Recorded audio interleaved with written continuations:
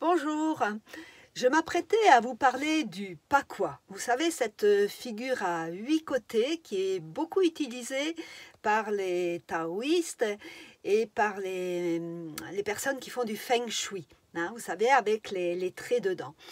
Et avant de vous parler, j'étais partie pour ça, et puis en fait je me suis dit qu'avant, il faut vraiment que je vous parle du yin et du yang. Alors, est-ce que vous êtes yin ou est-ce que vous êtes yang? Est-ce que vous savez ce qui est yin et ce qui est yang? Alors, avant d'aller plus loin, j'ai fait un petit schéma pour vous présenter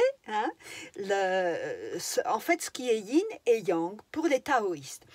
Parce que nous, on a, vous savez, ce symbole noir et blanc là que je vous ai mis dans le mail. Et en fait, pour nous occidentaux, c'est noir ou c'est blanc. Alors que pour les taoïstes, on va prendre 3 verres, d'accord?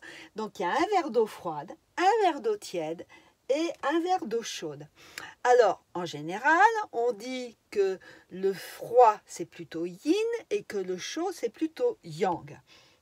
Alors maintenant, si je mets ma main ici, si je cache le verre plutôt yang, le verre avec de l'eau chaude, on va dire que celui-ci, le bleu qui représente l'eau froide, il est plutôt yin et le verre d'eau tiède, lui, est plutôt yang. Parce que c'est par rapport à l'eau froide. Et maintenant, si je fais le contraire, si je fais abstraction du verre d'eau froide et que je considère que le verre d'eau tiède et le verre d'eau chaude, eh bien, du coup, le verre d'eau tiède, il devient yin par rapport au verre d'eau chaude. Ce qui veut dire que quand on va parler de yin et de yang, ce sera toujours par rapport à. Par exemple, on va dire que la lumière à midi est yang et la lumière à minuit, elle est yin.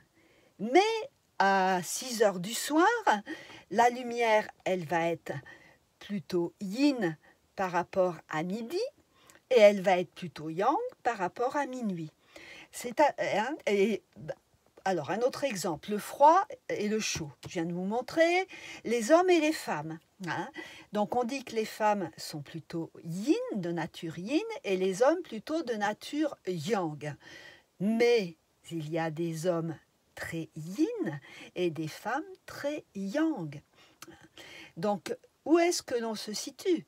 Et dans notre corps, c'est pareil. Il y a des parties du corps qui sont plutôt yin, par exemple l'avant du corps, et d'autres parties qui sont plutôt yang. On a des organes qui sont plutôt yin et des organes qui sont plutôt yang. Donc, yin et yang, c'est intéressant, mais c'est toujours par rapport à. Alors, comment est-ce que vous définissez? Allez, je vous laisse réfléchir et puis on y réfléchira beaucoup plus profondément jeudi. Je vous souhaite une bonne semaine. À bientôt.